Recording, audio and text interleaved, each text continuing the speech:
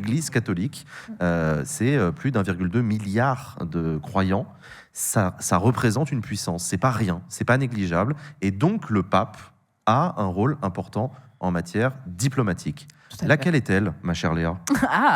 Je voulais revenir plus sur l'histoire un peu, parce que c'est vrai qu'on a l'impression en tout cas que c'est quelque chose qui est acquis depuis un certain nombre de temps, et peut-être depuis des siècles, cette présence effectivement importante sur la scène internationale du Vatican, en la personne du pape en l'occurrence, qui est le chef du Vatican.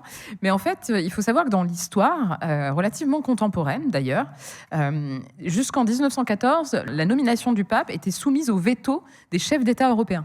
Il faut savoir aussi que pendant très genre très la Commission longtemps... européenne Ouais, c'est ça, exactement. Genre, von der Leyen, c'est mort. Ouais, c'est exactement ça. Il faut aussi savoir, rappelons quand même ça, que le Vatican a finalement été donné à l'Église par Mussolini en 1929. Donc c'est quand même assez important.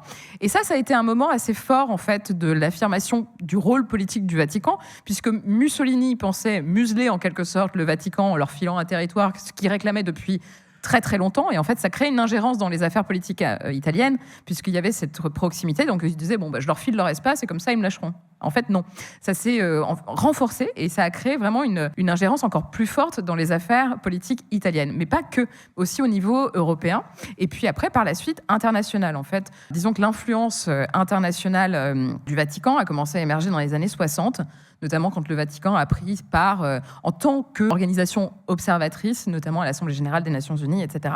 Donc il y a quand même un rôle qui est très très important. Par ailleurs, le pape est souvent envoyé comme une espèce d'émissaire spécial pour aller négocier la paix. Ça avait échoué en Ukraine. Là, il avait échoué en Ukraine. Autre aspect quand même très intéressant, c'est que... Il est pas allé à Kiev.